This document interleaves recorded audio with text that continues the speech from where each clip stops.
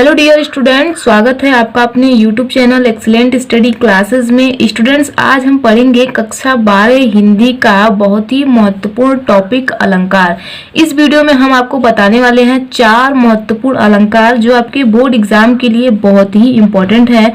अगर आप लोग अपने बोर्ड एग्जाम में इन 4 अलंकार को तैयार करके जाते हैं तो आपको इन्हीं में से देखने को मिल जाएंगे। ठीक है, तो आपके 2 नंबर बिल्कुल क्लियर हो जाएंगे अगर आप इस वीडियो को एंड तक जरूर देख लेते हैं। तो इस वीडियो में हम आपको अलंकार इतने सरल तरीके से समझाएंगे कि आपको रटने की जरूरत नहीं पड़ेगी, आप उसे समझ जाएंगे तो बहुत ही आसानी से आप पहचान सकते हैं कि कौन से पंक्ति में कौन सा अलंकार है, कौन से कविता में कौन सा अलंकार है।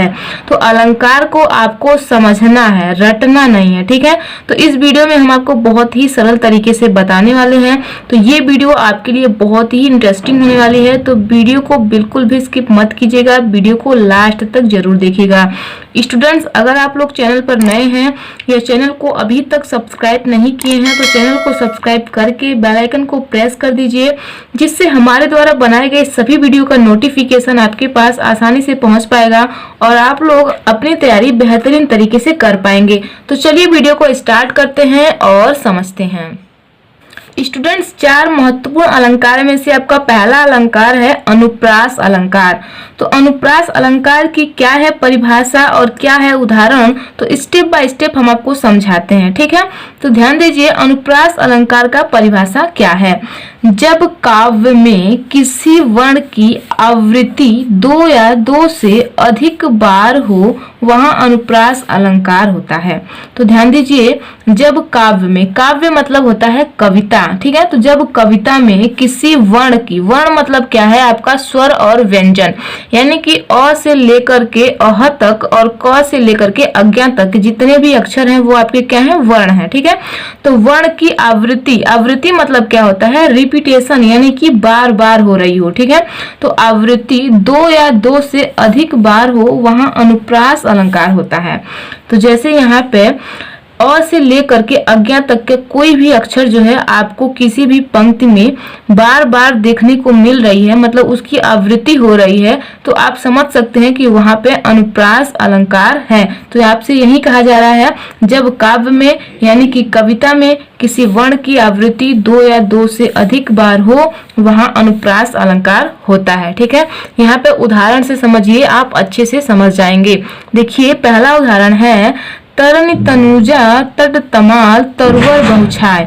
तो यहाँ पे देखिए, त वर्ण की जो आवृत्ति है वो बार बार हो रही है। ठीक है, तो ऐसे ही अगर किसी भी पंक्ति में और कविता में आपको वर्ण की आवृत्ति बार बार दिखे, यानी कि 2 से अधिक बार दिखे, तो आप समझ जाइए वहां पे अनुप्रास अलंकार है। 2 बार तो उसका रिपीटेशन होना ही चाहिए, मतलब आवृत्ति जो है वो 2 बार होना ही चाहिए। 2 से अधिक बार हो सकता है लेकिन 2 से कम नहीं, मतलब 2 बार तो होना ही चाहिए। तो तरनी तनुजा तट तमाल तरवर बहुछाय, तो इस पंक्ति में कौन सा अलंकार है, ये अनुप्रास अलंकार है। ठीक है, आई होप आप लोगों को समझ में आ रहा होगा। ऐसे ही दूसरा उदाहरण देखिए, चारु चंद की चंचल किरणें खेल रही थी जलथल में। तो यहाँ पे क्या कहा जा रहा है, चारु चंद की चंचल किरणें। तो यहाँ पे देख सकते हैं आप, च वर्ण की आवृत्ति जो है वो 2 से अधिक बार यानी कि 3 बार हो रही है। तो इस पंक्ति में कौन सा अलंकार है, इस पंक्ति में अनुप्रास अलंकार है। तो जब किसी कविता में यानी कि काव्य में वर्ण की आवृत्ति 2 या 2 से अधिक बार हो तो आप समझ जाइए कि वहां पे अनुप्रास अलंकार है। तो ये था अनुप्रास अलंकार का परिभाषा और उदाहरण। आई होप आप लोगों को अच्छे से समझ में आ गया होगा। अब हम नेक्स्ट अलंकार देख लेते हैं। दूसरा अलंकार है यमक अलंकार। ये भी आपके बोर्ड एग्जाम के लिए बहुत ही इंपॉर्टेंट है।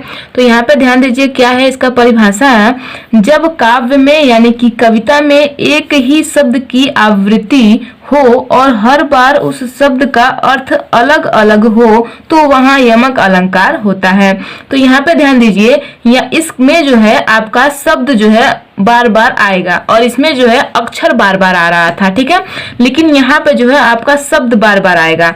जब काव्य में एक ही शब्द की, क्या शब्द की आवृत्ति हो, शब्द मतलब समझ रहे हैं ना आप, एक वर्ड, ठीक है। और इसमें जो है इसमें अक्षर आ रहा था, तो इसमें अक्षर की आवृत्ति बार बार हो रही थी, लेकिन इसमें जो है शब्द की आवृत्ति होगी, ठीक है। तो यहाँ पे क्या कहा जा रहा है, जब काव्य में एक ही शब्द की आवृत्ति हो और हर बार उस शब्द का अर्थ अलग अलग हो तो वहां यमक अलंकार होता है। तो एक पंक्ति में जो है एक ही शब्द आपको 2 बार देखने को मिल सकते हैं, 3 बार देखने को मिल सकते हैं, लेकिन उनके अलग अलग अर्थ होंगे, ठीक है। तो जैसे कि यहाँ पे आप उदाहरण में समझ सकते हैं, देखिए 3 बेर खाती है सो 3 बेर खाती है।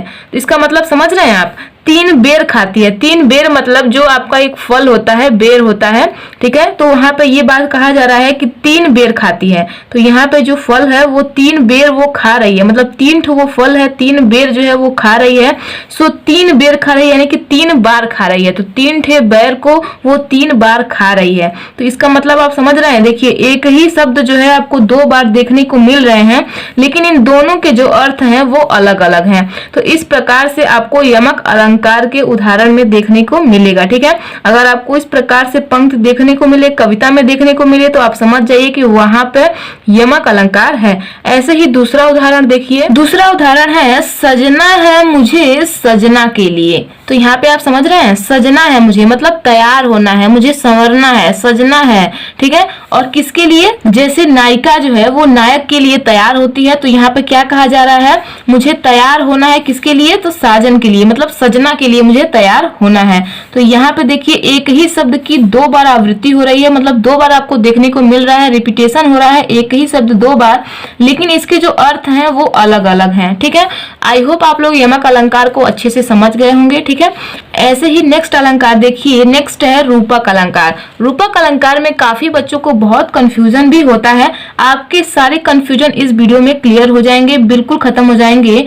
तो देखिए रूपक अलंकार का परिभाषा क्या है, जहां पर उपमेय और उपमान का एक रूप मान लिया जाता है वहां रूपक अलंकार होता है। अब उपमेय और उपमान क्या होता है, देखिए मैंने लिख भी लिया है, आप यहाँ पे ध्यान दीजिए। उपमेय किसको कहते हैं, जिसकी तुलना की जाए, ठीक है। और उपमान किसको कहते हैं, जिससे तुलना की जाए। मतलब जैसे मैं आपको एक उदाहरण देके समझाती हूँ, जैसे राधा चांद के समान है, राधा चांद के समान है, मतलब राधा चांद के जैसी है, ठीक है। तो यहाँ पे ये कहा जा रहा है। तो देखिए यहाँ पे क्या कहा गया है, उपमेय किसको कहते हैं, जिसकी तुलना की जाए, और जिससे तुलना की जाती है उसे हम उपमान कहते हैं। तो देखिए राधा की तुलना किससे की जा रही है, तो चांद से की जा रही है। तो ये राधा क्या है, जिसकी तुलना की जाती है उसे हम क्या कहते हैं, उपमेय कहते हैं, ठीक है। तो ये क्या है, उपमेय है, और जिससे तुलना की जाती है उसे हम उपमान कहते हैं, ठीक है। तो इस प्रकार से आप समझ सकते हैं कि उपमेय किसे कहते हैं और उपमान किसे कहते हैं, ठीक है। तो जहां पर उपमेय और उपमान का एक रूप मान लिया जाता है वहां रूपक अलंकार होता है। तो यहाँ पे कहा जा रहा है राधा चांद के समान है, तो इसमें भेद नहीं किया जाए तो यहाँ पे क्या हो जाएगा, रूपक अलंकार हो जाएगा। अगर हम कहें राधा चांद के समान नहीं है, राधा चांद है, तो वहां पर रूपक अलंकार होगा। तो जब उपमेय और उपमान में भेद नहीं होता है, ठीक है, उनको अलग अलग न बता करके एक ही चीज बताया जाए तो वहां पर रूपक अलंकार होता है। अगर हम कहें कि राधा चांद है, ठीक है, तो राधा क्या है, चांद है, तो ये क्या है, रूपक अलंकार हो जाएगा आपका, ठीक है। तो इस प्रकार से आप समझ सकते हैं। तो यहाँ पे क्या कहा जा रहा है, जहां उपमेय और उपमान का एक रूप मान लिया जाता है, मतलब इन दोनों को अलग न करके एक ही बताया जा रहा है, तो वहां पर रूपक अलंकार होता है। जैसे यहाँ पे आप उदाहरण से समझिए, पहला उदाहरण है चरण सरोज पखारन लागा। यहाँ पे क्या कहा जा रहा है, चरण सरोज, चरण मतलब पैर, सरोज मतलब कमल, पखारन लागा। इसमें ये नहीं कहा जा रहा है कि भगवान के जो चरण है वो कमल जैसे हैं, वो नहीं कहा जा रहा है। यहाँ पे ये बताया जा रहा है कि भगवान के जो चरण है वो कमल हैं, ठीक है। तो भगवान के चरण को कमल बताया जा रहा है, भगवान के चरण को कमल जैसा नहीं बताया जा रहा है, ठीक है। तो इस तरीके से आप समझ सकते हैं कि यहाँ पे रूपक अलंकार है। नेक्स्ट क्या है, देखिए पायो जी मैंने राम रतन धन पायो। तो यहाँ पे क्या कहा जा रहा है, राम को रतन बताया जा रहा है। रतन मतलब होता है गहना, तो राम को रतन बताया जा रहा है। राम को रतन जैसा नहीं बताया जा रहा है, राम को ही क्या बताया जा रहा है, रतन बताया जा रहा है। तो जहां पे तुलना न करके उसे ही वो चीज बता दिया जा रहा है तो वहां पे रूपक अलंकार होता है। तो पायो जी मैंने राम रतन धन पायो, तो जिसने रतन को पाया उसी ने राम को पा लिया। तो यहाँ पे राम रतन धन पायो, तो कहा जा रहा है कि मैंने राम को पा लिया, यानी कि राम रतन को पाया, मतलब रतन जैसे राम को नहीं पाया, राम रतन को ही पा लिया। तो यहाँ पे तुलना नहीं किया जा रहा है, यहाँ पे वही चीज बताया जा रहा है। तो इस तरीके से आप समझ सकते हैं कि यहाँ पे रूपक अलंकार है। ठीक है, आई होप आप लोग समझ गए होंगे। ऐसे ही नेक्स्ट देखिए, नेक्स्ट है उपमा अलंकार। उपमा मतलब होता है तुलना करना। ठीक है, तो उपमा का अर्थ ही तुलना है।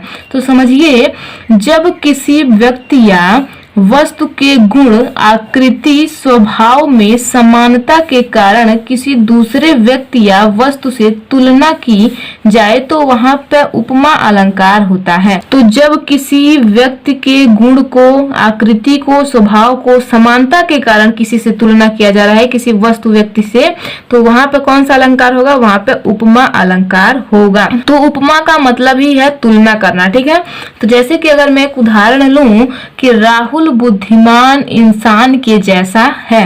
ठीक है, तो यहाँ पे क्या कहा जा रहा है, राहुल बुद्धिमान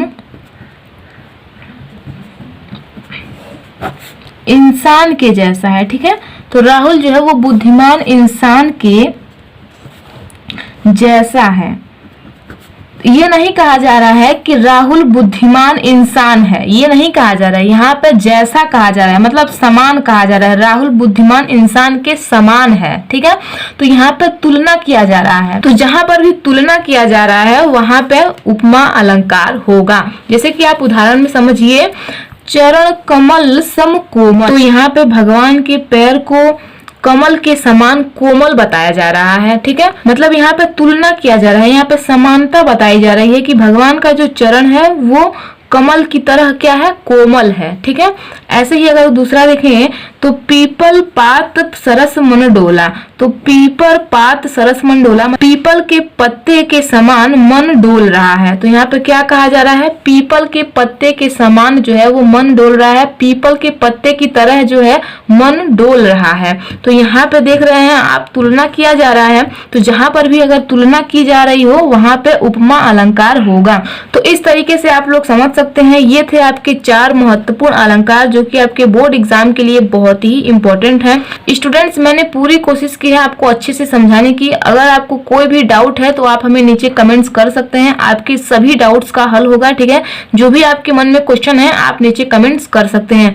अगर आप अपने बोर्ड एग्जाम में इन 4 अलंकार को तैयार करके जाते हैं तो आपको इन्हीं में से देखने को मिल सकते हैं। ठीक है, तो आपके 2 नंबर जो है वो क्लियर हो जाएंगे। आपको आपके बोर्ड एग्जाम में 2 अलंकार दिया गया होगा, उसमें से आपको एक ही करना होगा। ठीक है, तो जिसके लिए आपको 2 नंबर दिए जाएंगे। तो आप लोग इनको तैयार कर लीजिए, आपके 2 नंबर बिल्कुल पक्का हो जाएंगे। स्टूडेंट्स, अगर आपको वीडियो पसंद आई हो तो वीडियो को लाइक कर दीजिए, और चैनल पर नए हैं या चैनल को अभी तक सब्सक्राइब नहीं किए हैं तो चैनल को सब्सक्राइब करके बेल आइकन को प्रेस कर दीजिए, जिससे हमारे द्वारा बनाए गए सभी वीडियो का नोटिफिकेशन आपके पास आसानी से पहुंच पाएगा और आप लोग अपनी तैयारी बेहतरीन तरीके से कर पाएंगे। स्टूडेंट्स, इससे पहले मैंने महत्वपूर्ण रस और महत्वपूर्ण छंद पर वीडियो ऑलरेडी बना दिया है। अगर आप लोग उस वीडियो को नहीं देखे हैं तो उस वीडियो को देख लीजिए, वो वीडियो इस वीडियो के डिस्क्रिप्शन में है। वो वीडियो भी बहुत ही इंपॉर्टेंट है। तो मैंने महत्वपूर्ण छंद और महत्वपूर्ण अलंकार को बहुत ही सरल भाषा में बताया है, जिसे आप अगर 1 से 2 बार देखेंगे तो आपके माइंड में सेट हो सकता है। तो बहुत ही महत्वपूर्ण रस और छंद मैंने बता दिए हैं, तो आप लोग उसे भी देख लीजिए, उसका लिंक इस वीडियो के डिस्क्रिप्शन में है। अगर आपके मन में कोई भी डाउट है या फिर आप किसी नए टॉपिक पे वीडियो चाहते हैं तो आप हमें नीचे कमेंट कर सकते हैं। तो करते रहिए अपनी तैयारी बेहतरीन तरीके से। मिलते हैं हम नेक्स्ट वीडियो में। आज के लिए इतना ही। जय हिंद, जय भारत।